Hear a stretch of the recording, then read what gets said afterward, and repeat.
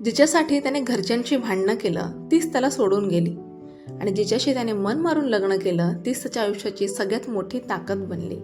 हे कसं घडलं चला बघूया पुढे. आदित्य आणि सायली कॉलेजपासून एकमेकांवर जीवापाड प्रेम करत होते.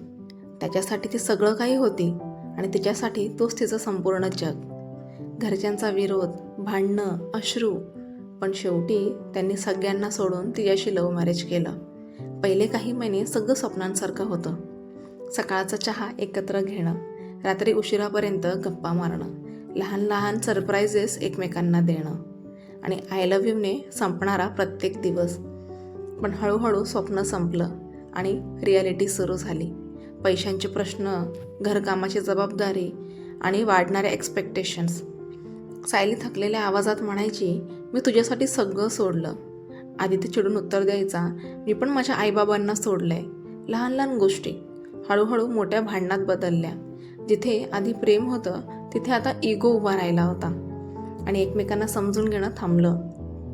फक्त स्वतःचं सिद्ध करणं सुरू झालं. रात्री झाली होती, घड्याळात 11 वाजले होते.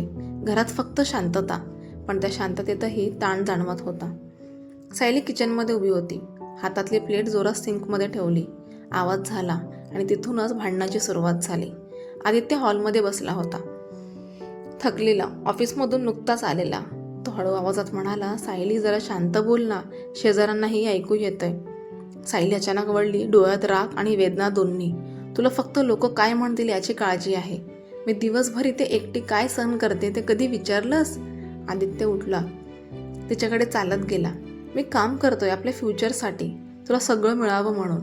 ती हसली, पण ते हसू टोचणारं होतं. फ्युचर? प्रेझेंटमध्ये मी एकटी आहे आदित्य, तुझ्याकडे माझ्यासाठी वेळच नाही. आता दोघांचे आवाज मोठे झाले. जुने सगळे मुद्दे बाहेर यायला लागले. सायली ओरडली, मी तुझ्यासाठी माझं घर सोडलं, माझे आईबाबा सोडले.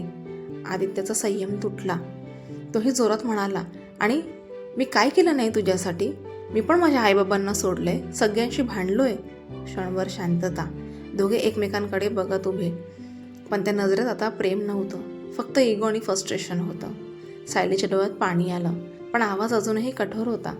ती हळू पण ठाम आवाजात म्हणाली, कधी कधी वाटतं तुझ्यासोबत राहणं ही माझ्या आयुष्यातली सगळ्यात मोठी चूक होती. तो शब्द थेट आदित्याच्या मनात घुसले. तो काही बोलला नाही, फक्त तसाच उभा राहिला. डोळ्यात पाणी जमा झालं, पण त्याने ते पुसलं नाही.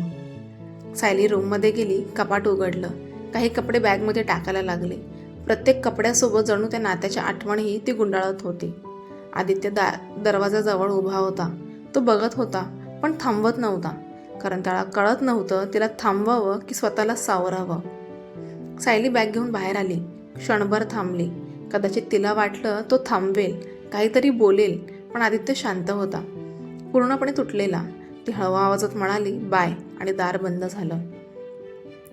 त्या दाराच्या आवाजानंतर घरात एकदम शांतता पसरली. आदित्य हळूहळू खाली बसला. डोळ्यातून अश्रू वाहू लागले. टेबलवर ठेवलेल्या 2 कप चहाचा एक थंड झालेला, एक अजून अनटच्ड होता. तो कप उचलून पाहत राहिला आणि हळू आवाजात म्हणाला, आपण इतकं वाईट कधी झालो? रात्रभर लाईट बंद झाली नाही. तो तसाच बसून राहिला. घर रिकामं नव्हतं, पण तरीही खूप एकटं वाटत होतं. काही महिन्यांनी घरच्यांनी खूप समजावलं. आदित्य थकला होता, लढायला नाही, जगायलाही नाही. शेवटी त्याने मन मारून अरेंज मॅरेज मान्य केलं. त्या मुलीचं नाव होतं अन्वी. लग्न साधं झालं, ना एक्साइटमेंट ना हसू. आदित्य फक्त उभा होता, जणू कोणाच्या तरी आयुष्यात गेस्ट म्हणून. लग्नानंतरचे दिवस तो शांतच राहायचा, ना बोलणं ना हसणं. जेवणासमोर बसायचा, पण खायचा नाही. रात्री उशिरापर्यंत जागाच राहायचा. पण अन्वी, ती कधीच विचारायची नाही, तुला काय झालंय? ती कधीच तक्रार करत नव्हती, फक्त दुरून त्याला पाहायची, त्याच्या सवयी समजून घ्यायची. त्याला कशाने त्रास होतो, कशाने शांत वाटतं, हे सगळं ती हळूहळू जाणून घेत होती. एक दिवस आदित्य ऑफिसमधून आला. डोकं दुखत होतं, अंग तापलेलं. तो काही न बोलता बेडवर पडला. अन्वीने हळूच हात कपाळावर ठेवला. ताप जास्त होता. ती घाबरली नाही, शांतपणे औषधं आणली, पाणी दिलं. रात्रभर ती त्याच्या बाजूला बसून होती. कधी त्याचं डोकं पुसत होती, कधी ब्लँकेट नीट करत होती, कधी घड्याळाकडे बघून औषधांची वेळ पाहत होती. आदित्य अर्धवट झोपेत होता. पण त्याला जाणवत होतं कोणीतरी त्याच्यासाठी थांबलंय, कोणीतरी त्याला सोडून गेलेलं नाही. पहाट झाली, ताप थोडा उतरला. आदित्यने हळूच डोळे उघडले. अन्वी तिथेच होती, डोकं भिंतीला टेकवून झोप लागलेली. हात अजूनही त्याच्या हातातच होता. त्या क्षणी आदित्यच्या डोळ्यात पाणी आलं. तो हळू आवाजात म्हणाला, तू इतकं का करतेस माझ्यासाठी? अन्वी जागी झाली, हलकंसं हसली. कारण मला तुझ्याकडून काही प्रूव्ह करून घ्यायचं नाही. मी इथे तुला बदलायला नाही आले, तुला समजून घ्यायला आले आहे. तो काही बोलला नाही, फक्त तिच्याकडे पाहत राहिला. कारण पहिल्यांदाच कोणीतरी त्याला शब्दांशिवाय समजून घेत होतं. त्या दिवशी आदित्यला जाणवलं, प्रेम मोठ्या प्रॉमिसेसमध्ये नसतं. प्रेम असतं अशा शांत काळजीत, जिथे कोणताही अपेक्षा नसते. तुम्हाला काय वाटतं, खरं प्रेम आधी होतं की नंतर तयार होतं? कमेंटमध्ये नक्की सांगा. आणि अशाच हार्ट टचिंग स्टोरीजसाठी आपल्या प्रेमी कथा या चॅनलला सबस्क्राईब करा, लाईक करा आणि शेअर करा. पुन्हा भेटूया एक अशाच नवीन कथेसोबत. श्री स्वामी समर्थ.